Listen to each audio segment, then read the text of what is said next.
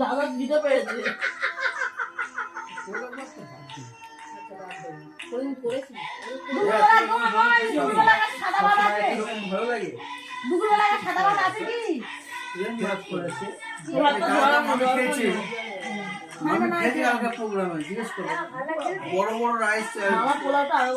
আমার পছন্দ না, পোলাও পছন্দ।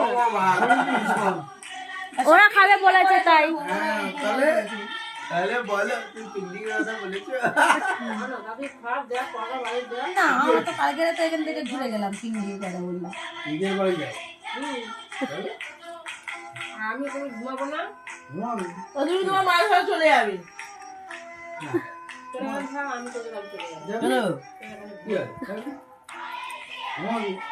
এই দেখো আছে কোন ঘরে ঘুমান?